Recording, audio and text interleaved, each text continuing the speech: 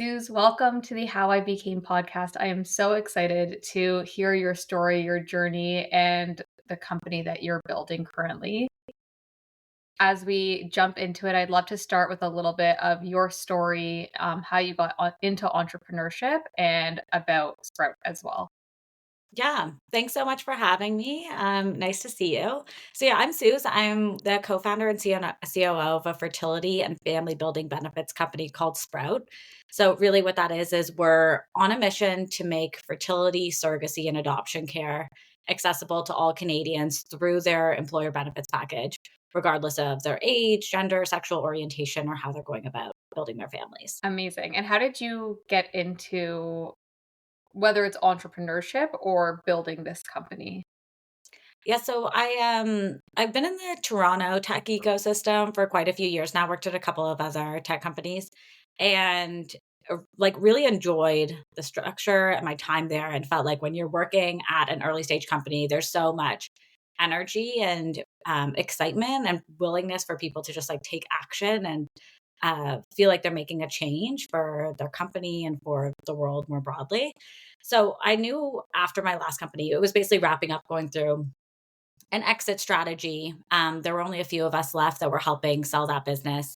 And so then we were all kind of thinking about what we want to do next and had a nice amount of time during the closing of that sale to think about, like, okay, what is our best next step? What are we looking for? And I was never really someone that saw myself as a founder, to be honest, but I became kind of obsessed with this problem space just from my own personal journeys, like trying to navigate the fertility space and feeling like the Canadian system broadly is really far behind. A lot of people think that, like, oh, it's Canada, we have a public healthcare system. And so any of your healthcare needs are taken care of. And they don't realize that, like, fertility and reproductive health is actually like taken out of that in many ways. So things like IVF, I like intrauterine insemination and all of those things aren't actually included in the federally mandated healthcare. And so when I dug into that problem, I realized that Canada is actually quite far behind a lot of other countries in terms of how we're structuring this, where it's not only not covered by our healthcare system, but it's also not commonly included in our benefits packages.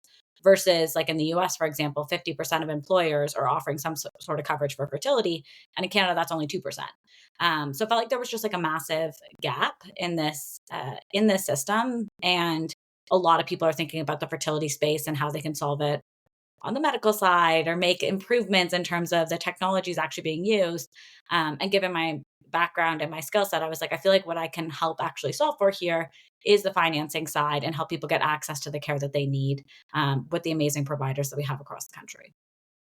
It's so fascinating and it's so wild because I think in a lot of our minds, Canada is ahead of the game, especially if you're comparing it to the US on um, support in the healthcare industry. So to hear that difference is pretty mind blowing. But as you know, it's called How I Became. If you were to name your episode, How I Became dot dot dot fill in the blank, with where you are now in your journey with where Sprout is and reflecting back on what it's taken to build both like yourself as a leader and the company, how would you name this episode? I think it's probably that how I became confident enough to be a founder. I think that there's like a lot of talk around the entrepreneurial journey and what it takes to be a founder. And I think there's like a general misconception that people are born this way. And of course, there are those archetypes of people where it's like, oh, I could never work for someone else. I had to do my own thing. I had to go out and build. I was not like that. Honestly, I love being an employee. I love being a part of a team. I love feeling like I was doing something that was helping a greater good and not just myself. Right. And I think a lot of the skills that come with being a good employee are actually the things that are most useful to being a founder. So while I never saw myself as a founder, I did see myself as a pretty good employee because I had like a bias for action. I really cared about like working with a team and thinking about how to manage stakeholders internally and externally. I cared about just ruthlessly executing and trying to get stuff done to move the business forward. And I think those are the things that actually have made me become a more successful founder. But I didn't I didn't recognize that within myself until I actually had a conversation with one of my mentors where in a conversation about like, oh, like what's next for you after we sell this business? Um, I was like, oh, I'm going to go work for another tech company, hopefully a business that'll IPO so I can learn that experience. And that mentor was literally like, BS. That is not what you're going to do. And I was like, I really thought it was. You're like, "Yeah, And actually, sometimes it is my plan." yeah, sometimes it takes someone like someone outside to just give you that perspective of like, you could be a founder, you could do this, you love building, you love executing, you have the skill set that you need to be able to step into this role. The only thing that is missing is your identity as someone that was built for entrepreneurship. So I think building that self confidence is something that has taken me like this past year to do, but then also many months before that to actually get to a place where I felt confident enough to do it. It's so fascinating that someone else saw it in you before you did, and I know you were talking about the archetypes of some people are just feel that they were born to be a founder or not.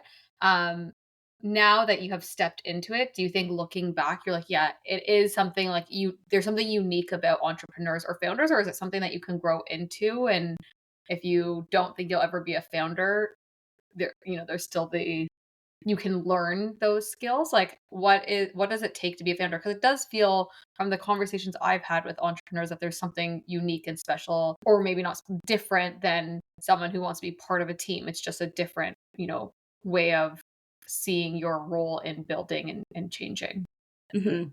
I think people talk a lot about the typical things of like the things that you actually need to do to be a founder is like truly Yeah. just survive and have the grit and resilience to keep going every day when sometimes you're getting no signals that it's actually going well.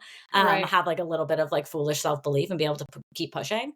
I think what sometimes gets missed in the conversation is actually the importance of being really, really effective at building relationships early on. It's so much of the talk is like, oh, well, you need to be the person that's actually doing things. And that's 100% true. Like, there's no one else to do anything. You have to be able to like sit down and execute. But so much of your effectiveness in doing that is going to be your ability to build relationships across your advisors, your customers, your suppliers, your investors. Um, there are so many other people that come to the table. And I remember when I first, like, my first 2 weeks as a founder, I even feel like that, like, it's kind of a lie in your first early days. You're like, am I a founder? Or am I just like playing house with my friend? I don't know. Right. Um, but my calendar was like totally empty. And having come from an early stage startup, I was like, well, this is weird. I can just sit all day and, live in my own head and not actually talk to anyone.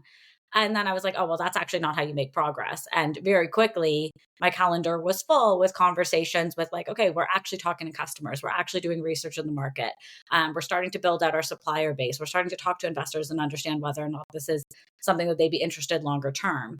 And being able to context switch into those different relationships and manage all those different relationships and be able to get, a mutually beneficial outcome from all those different conversations. Uh, Takes a lot in terms of the like people management and relationship side. And I think that's something that like goes a little bit unspoken of like the assumption that if you're a founder, you're working on your own and you're doing it yourself. Yes, you are doing it yourself, but what you're doing lives within an ecosystem of other people. So you had this mentor who told you go build. How did you know that's that statement is so overwhelming? Where did you go with that? Like, one, were you like, "Okay, maybe," from the get-go, or did you evolve into figuring out a problem and you're like, "Maybe I will take this advice and start building something?" Like, what did that journey entail? I think so one of the things I noticed really early on was I was in a quite fortunate position just in terms of like luck and timing with myself and my co-founder. So both of us were at that previous tech company. We both knew there was an end date. The business was getting acquired. Our employment was going to end there, and so it's not normal that you have someone that you really really like and respect working with. So my co-founder Yeah, Jackie, she was the chief of staff at that build business, and she was so competent. One of like the most like effective people that we had on that team, and someone that I was like would love to work with her in the future. And so for both of us to have an expiry date on our current role, yeah. that and recognizing that we needed to take a next step. And at the same time, we'd spent so much time just casually discussing the fertility space and all the breakdowns in the systems. And we were off going, doing our own research into the industry, trying to understand where the problems were, trying to understand how to solve it. And one day we kind of just had a lucky conversation at the office where we're like, yeah, like I was kind of saying like, maybe I will actually go try and do this. And that same day she's like, oh, last night I sat down and wrote the whole business plan. I am going to do it. And I need a co-founder. And I was like, amazing, great timing.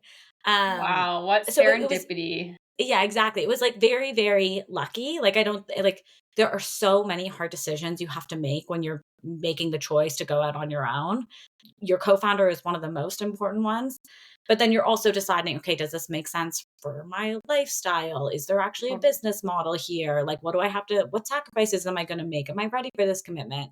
And so to have right away, like, someone that we both knew that we were on the same timeline of ready to start something new, was really, really fortunate. And so then obviously the next step then is even if you want to go out and do something on your own, there has to be a valid business to build. So then we went and basically did the work to really understand the industry in more depth and understand whether or not we could actually bring a solution to the table that would make a difference within this ecosystem. And for our business specifically, there's really like three stakeholder groups that we had to get buy-in from.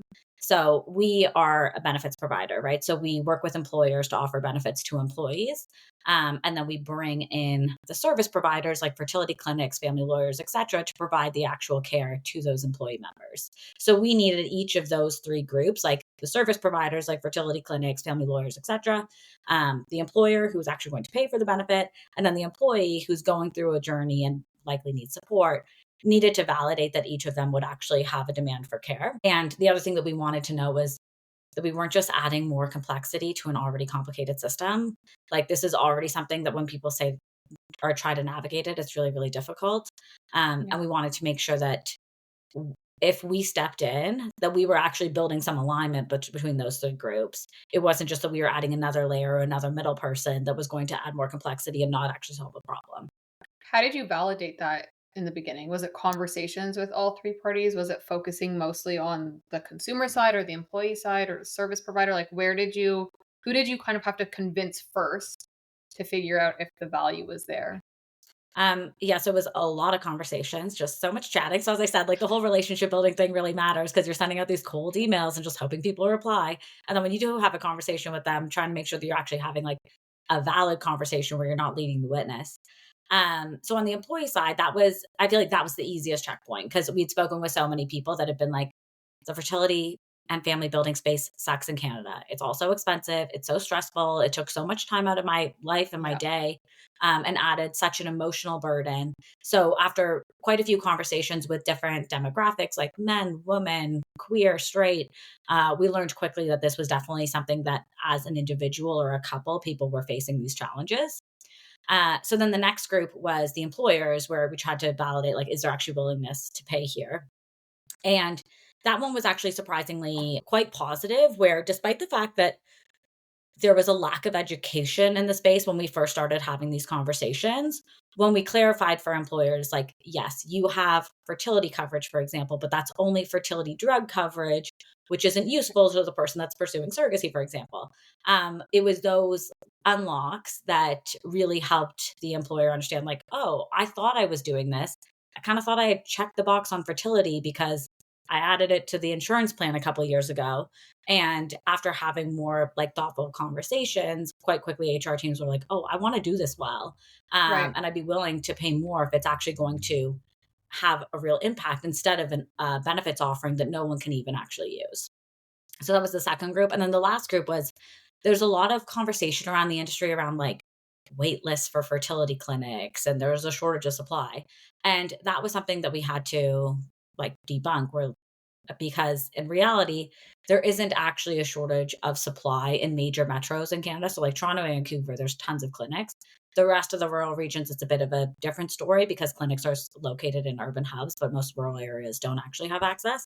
But within the urban hubs, there actually is demand from clinics to have patients if those patients are like really prepared to actually take the next step. So the issue right now is that because there isn't much education broadly around reproductive health, if someone's dealing with challenges, they'll show up at a fertility clinic and then learn, okay, it's going to cost me 20 to $60,000 to go through Right. multiple cycles. And this isn't something that my benefits cover, and it's going to take 6 to 12 months. And all of those things they're learning for the first time using doctor's time. And so the providers were actually really interested in working with us if we could bring them people that were truly qualified and that they had the education and the financial resources to get started, rather than churning out at the very beginning of the process. So fascinating. And that's even like an interesting component of it as well. The where the customer is churning and helping to unlock that. Like I would never have thought of that as part of this business model, but it makes sense. Yeah, it's What kind of interesting in this space. Like, we hate using the word funnel when it comes to Mhm. fertility patients, but truly, like, that's what the clinics are dealing with. They're dealing with a funnel of they have patients Right. come in, they're spending money to acquire those patients. Like, you probably are get like once you're in the ecosystem, you'll start to get a lot of Instagram ads. So they're spending the money to get people through the door, but then if they're then spending time to acquire them, doctors time to do an early diagnosis, only to have that patient not be able to take the next step, they're going to churn and it's going to cause massive issue in their economics. And so that's the value that we can build of like saving those costs by having someone actually arrive at their doorstep really ready to get Like a started with treatments. qualified And lead. yeah, a You're qualified fine. lead. Yeah. So interesting. Unfortunate that so many people have to go through this journey, but at least they're going in prepared with the knowledge. And I think as well, so we went through our own fertility challenges and it was and as I mentioned now I'm pregnant, so thank God, but Yay. it was really frustrating and lonely because you don't know who to talk to. You don't know Hmm. if your friends have gone through something similar. So your resource and it's also in Ontario versus BC versus like everywhere is so different. So when you're Googling things, it becomes very complicated. So you do go to your doctor because, or the fertility clinic, because that's where you expect to get the right information. But if you're able to like find that earlier on in the journey through other resources, it makes your initial conversation with the doctor, which like we were lucky enough to have had some of those background conversations, much easier. Hmm. Curious Yeah, it's what, hard with like just what you said about like not really talking to anyone. yeah, The stigma that still exists in this industry, which is so crazy because the stats are extremely compelling. There's a ton of people that are struggling with these challenges, whether that's because many people are deferring their parenthood years and our biological clock is actually not changing, or the number of families that are being formed with like single parents by choice or queer families. There are so many different reasons why people need this type of support, and yet it's not something that we can talk about, and especially within the workplace, which is something that when we talked with patients, a lot of them were like, can you just ask my employer to put this in place because I can't ask. Because obviously, if you're an individual and even if you want this coverage from your employer, it's not like massages where you can raise your hand and ask for a massage at work and people are probably like not going to think bat an eye at that. yeah, And when it comes to fertility care, it's like naturally like, oh, you're asking for support with your fertility. Does that mean you're about to go on a parental leave if this is successful? And while we all want to think that that won't impact someone's career, it's really, really hard to put your hand up and be the person that basically is willing to advocate given all that additional context. there's a So lot of something layers that, to that for sure. Because there's one, you're like, I'm now raising my hand for mat leave or parental leave, and what does my employee think of that? And then 2, now you're sharing something that's private and emotional with yeah. your whole team. It's real yeah, it's very And layered. something that might also take many, many years. And Yeah, that's one of the challenges where people, it's like, even if they wanted to take action, like you could say now, like, oh, I'm looking for support with my reproductive health. And then 2 years later, still not have success.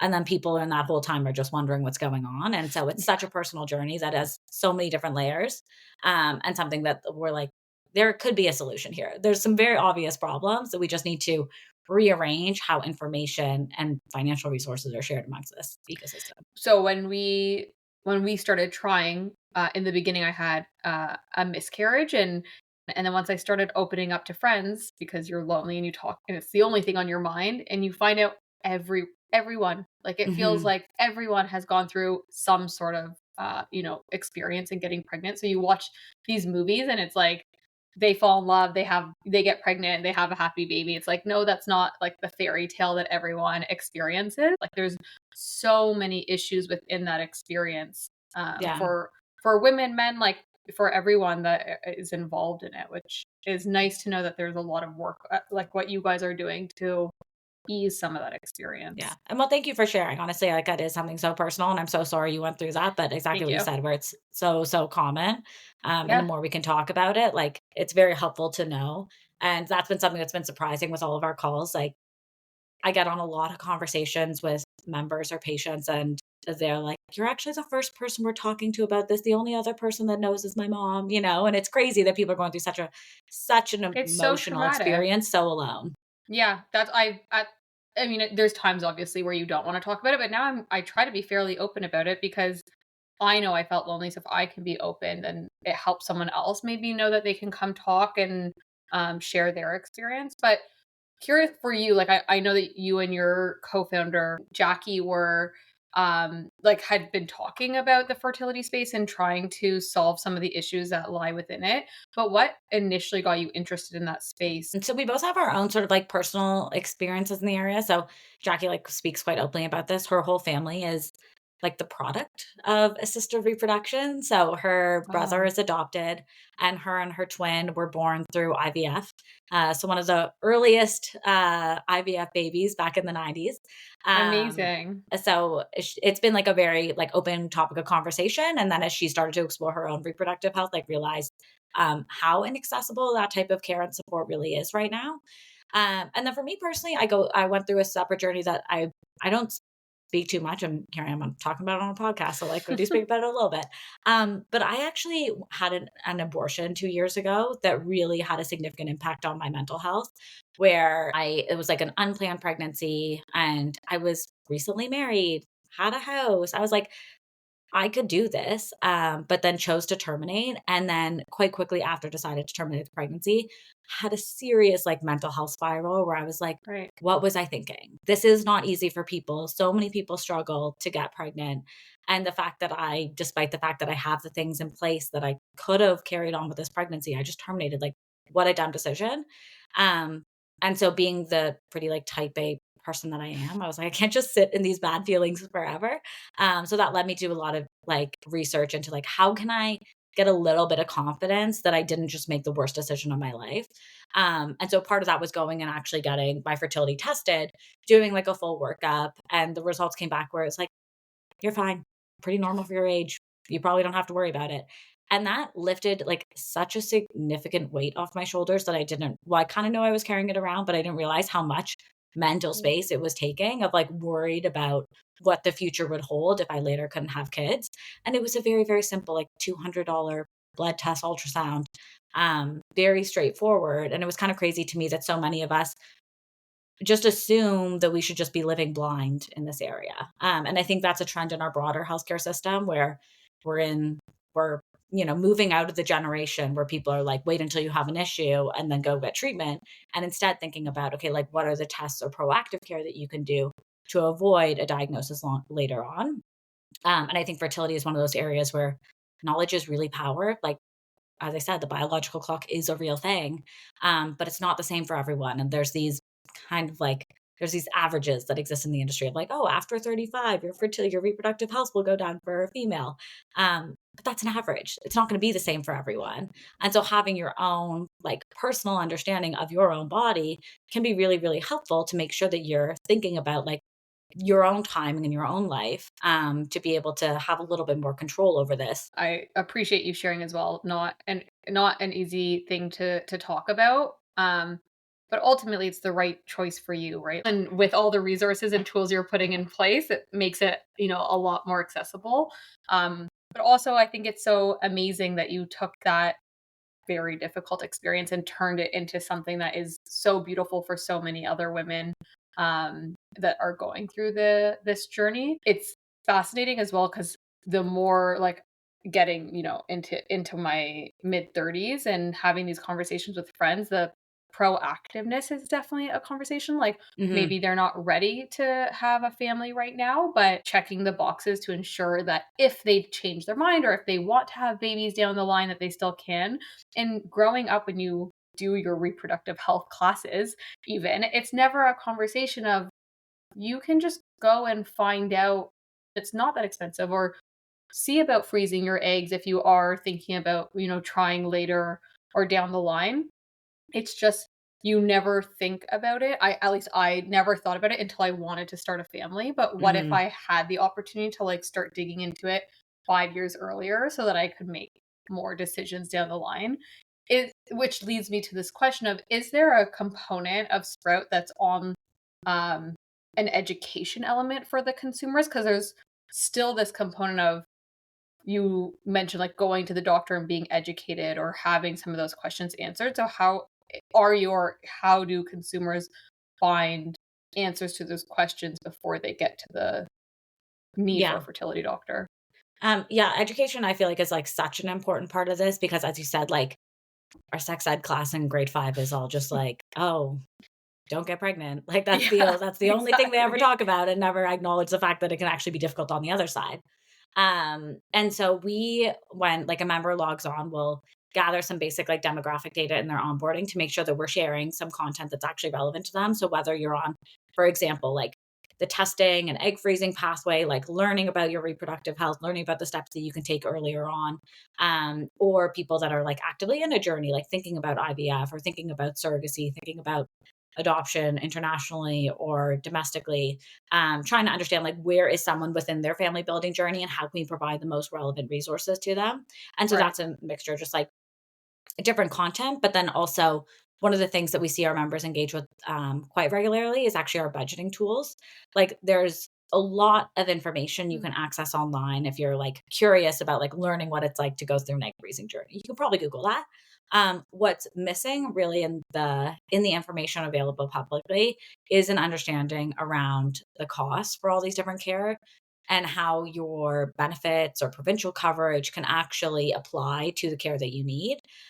So we have different like budgeting tools available to people. So you can think about, okay, if I'm on the egg freezing journey, like what are going to be the total costs when you factor in the treatment and the drugs and the different steps that are needed to like get to the best outcome? And then how can I apply, for example, like living in Ontario, is there any coverage? Within my benefits package, do I have coverage for drugs? Are there any discounts if these are like Sprout providers within their network?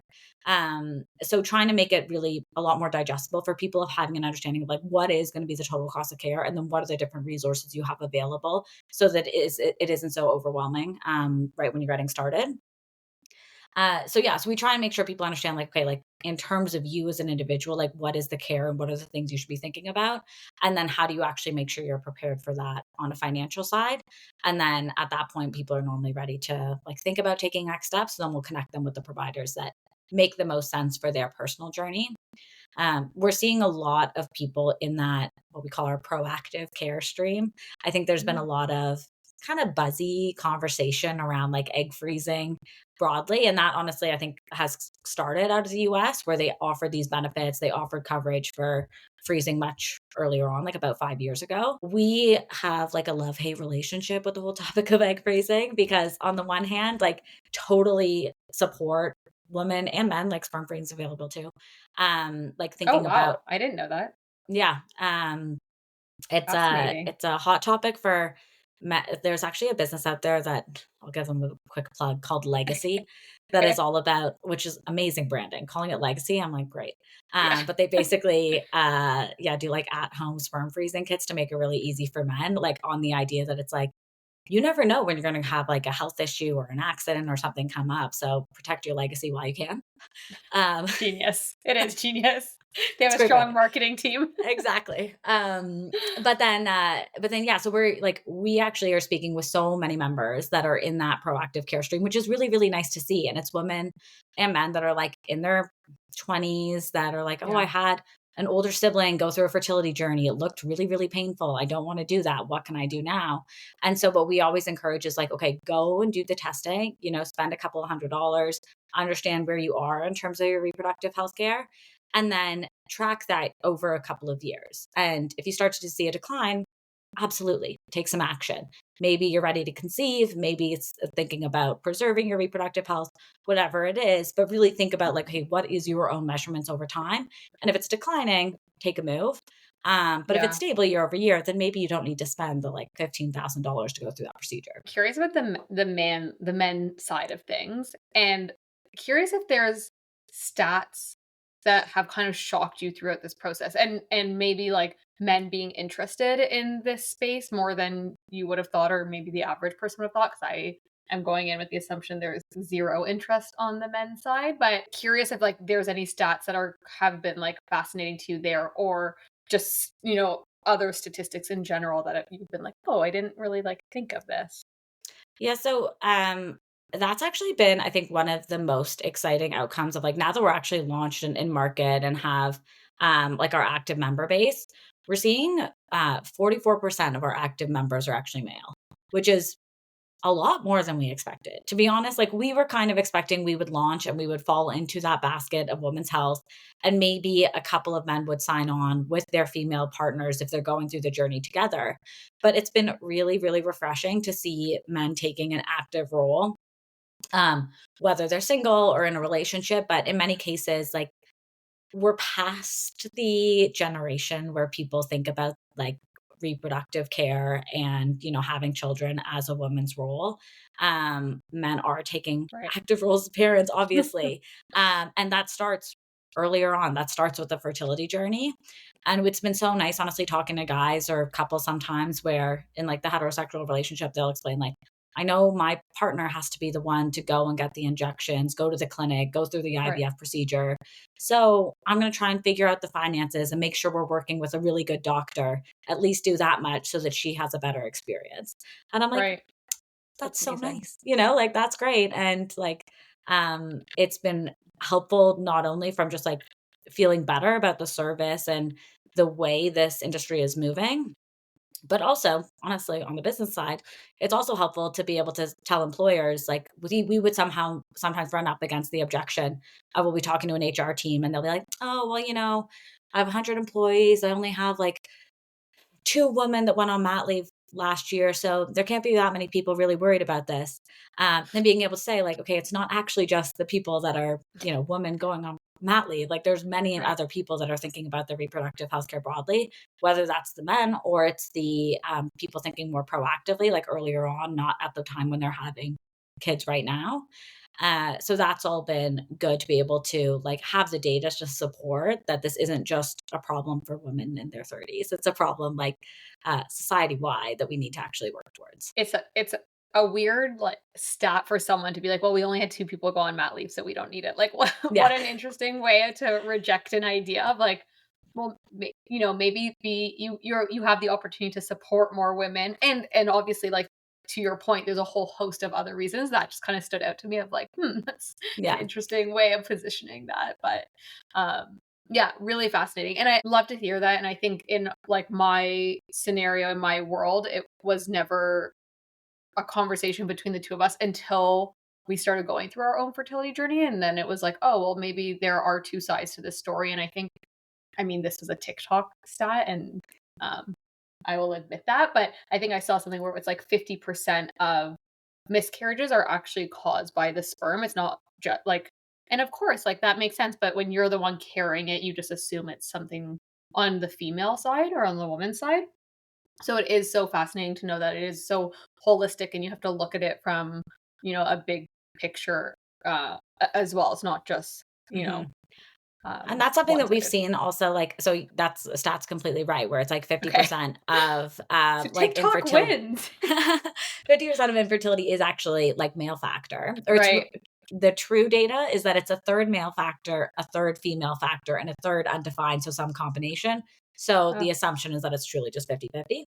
yeah. Um, but like, it's honestly sometimes so hard chatting with men that are realizing that they're having like issues with their sperm quality that are leading to these challenges.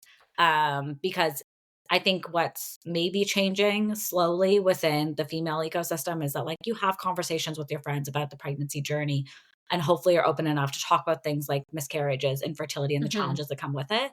I don't think men are there yet. And so it's sometimes hard like having conversations with guys and they'll be like, yeah, we've been dealing with this for 3 years, and I haven't told any of my friends about it. And you're like, "You're Right. probably not alone out there." But, really hard to hear that, like, when you get that diagnosis, like, what it does psychologically and not feeling like there's actually, like, a productive channel to be able to address those feelings. Yeah, it is really tough, and I think as lonely as like one party feels, at least women are seemingly more open to having those conversations, and it's so lonely on the guy side, and agreed, like, those conversations likely are not happening.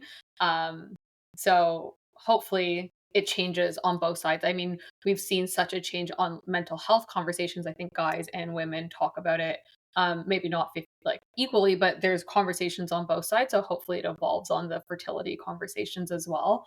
Mhm. Um, when talking about, like, the business and the growth, have you seen a lot of acceptance from the employer side, and has that changed over as you've had more and more conversations? Do you find that employees are willing and open to adjusting their plans to support the like, their employees? Yeah, I think it's been really nice to see the traction and, like, understanding from HR teams, and the challenge, honestly, on the business side within the benefit space is it's a long decision-making cycle. Like, typically, an employer will only really wanna evaluate their benefits, like, once annually, and so you have, like, one window of opportunity to say, like, "Okay, let's make some changes, let's add on something new, and think about how you can, Mhm. like, factor that in for a budget perspective." So we found has been really productive is when we first have conversations with HR teams, be like, okay, do you know if this is a problem with the organization? And a lot of times they'll be like, I don't know, I had one employee mention it, but as we said, like because it's stigmatized, it's not something people raise their hands for. And so we say, like, okay, go back and put it on your benefit survey this year and then let us know how that goes. And when fertility care is called out within the benefit survey, that's where like we've had tons of HR teams come back to us and be like, oh, we put it on our list this year and it bumped up to the top of the list. Right. And so it's really nice to see that there's actually the data to Wow. support that this is something that's high demand from the employees. And HR teams want to invest in the care that's going to make a difference. They don't want to be covering benefits that aren't actually solving a real problem or helping with employee engagement and productivity. So it's been exciting to see the momentum in the space. And as I said, like right now, it's only 2% of employers that are covering any care outside of fertility drugs. But Benefits Canada did a survey last year, and 34% of Canadian employers are interested in offering fertility coverage this year. So Great it's market size. exactly. So it's like we're seeing the right direction, and maybe that's just us copying the US because we have to stay on par with international talent standards.